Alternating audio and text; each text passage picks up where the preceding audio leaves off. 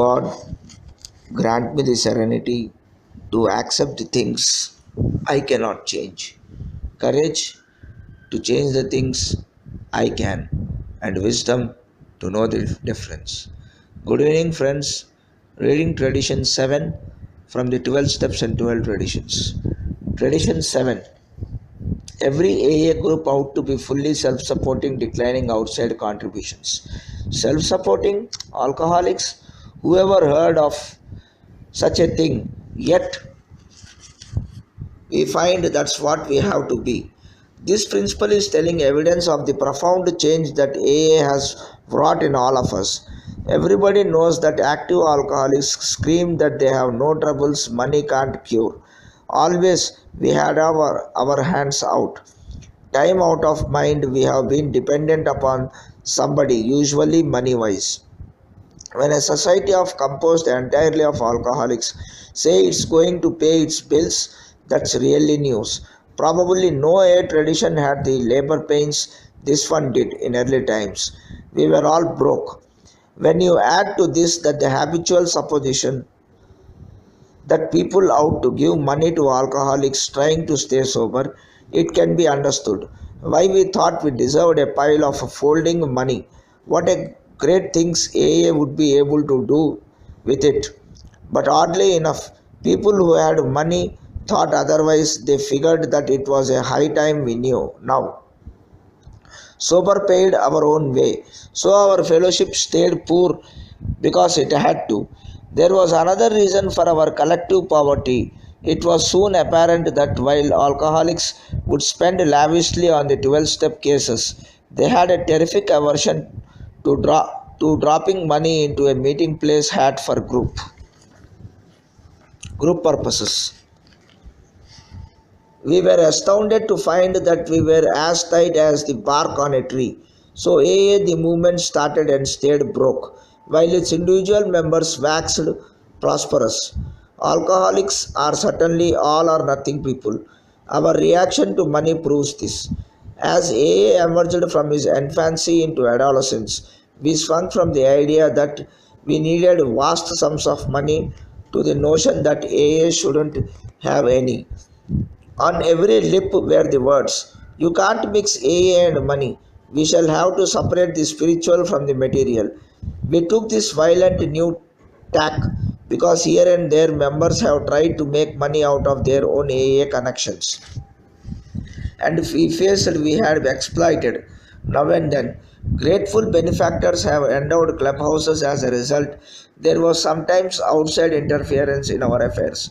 We had been presented with a hospital, and almost immediately the donor's son became its principal patient and would be a manager.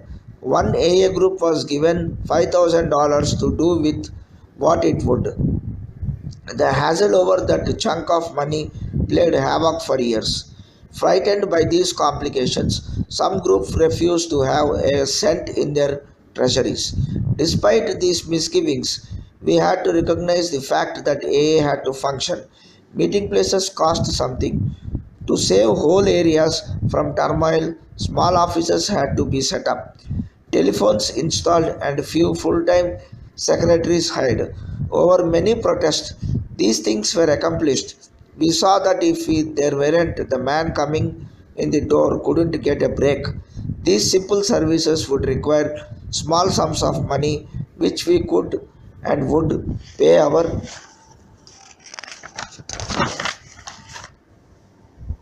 ourselves. At last, the pendulum stopped swinging and pointed straight at Tradition 7 as it reads today. In this connection, Bill likes to tell the following pointed story. He explains that when Jack Alexander's Saturday Evening Post piece broke in 1941, thousands of frantic letters from distraught alcoholics and their families hit the foundation letterbox in New York. Our office staff, Bill says, consisted of two people, one devoted secretary and myself. How could this landslide of appeals be met? We had to have some more or full-time help, that was sure. So we asked the AA groups for voluntary contributions. Would they send us $1 a member a year? Otherwise, this heartbreaking mail would have to go unanswered. To my surprise, the response of the groups was slow. I got mighty sore about it. Looking at the avalanche of mail one morning at the office, I paced up and down, ranting how irresponsible and tightwad my fellow members were. Just then, an old acquaintance stuck a tousled and aching head in the door. He was our prize Slippy. I could see he had an awful hangover. Remembering some of my own, my heart filled with pity. I motioned him to my inside cubicle and produced a $5 bill, as my total income was $30 a week at the time. This was a fairly large donation. Louis really needed the money for groceries, but that didn't stop me. The intense relief on my friend's face warmed my heart. I felt especially virtuous as I thought all the ex-drunks who wouldn't even send the foundation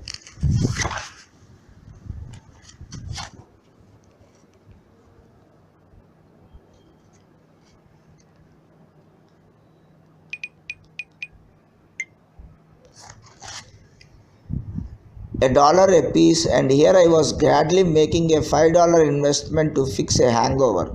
The meeting that night was at New York's old 24th Street clubhouse. During the intermission, the treasurer gave a timid talk on how broke the club was. That was in the period when you couldn't mix money and AA. But finally, he said it. The landlord would put us out if we didn't pay up.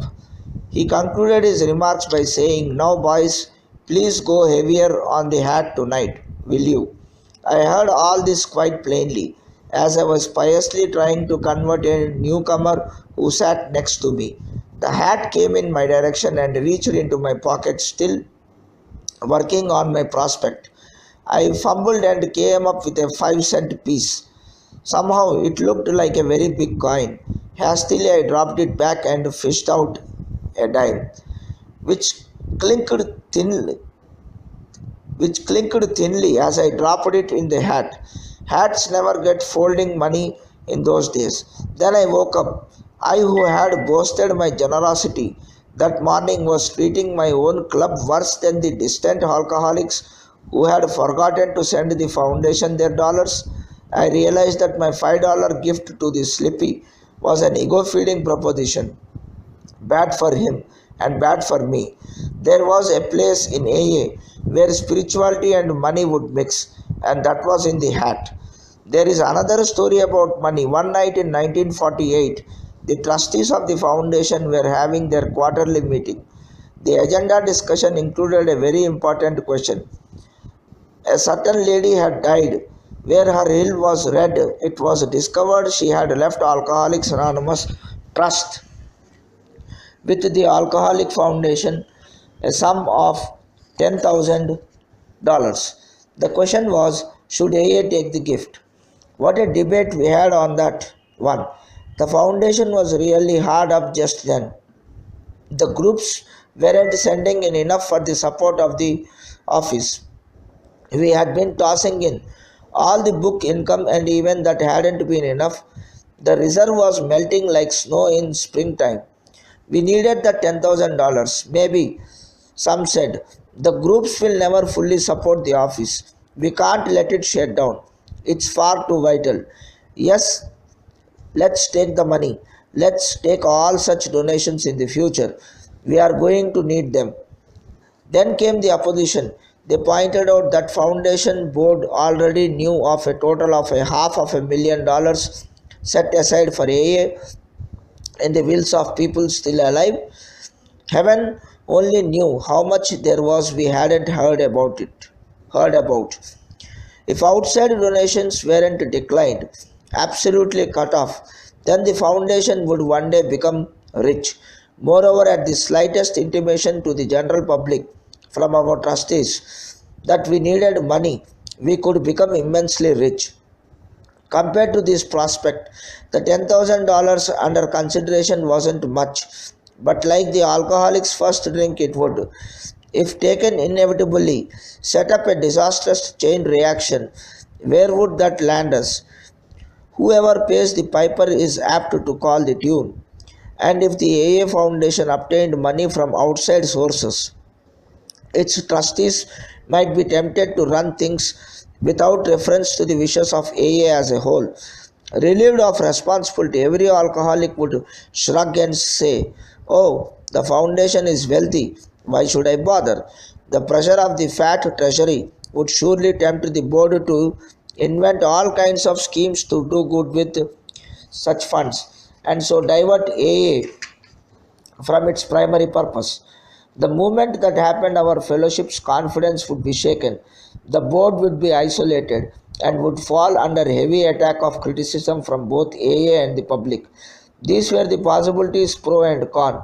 Then our trustees wrote a bright page of AA history. They declared for the principle that AA must always stay poor. Bare running expenses plus a prudent reserve would henceforth be the foundation's financial policy. Difficult as it was, they officially declined the $10,000 and adopted a formal, airtight resolution that all such future gifts would be similarly declined.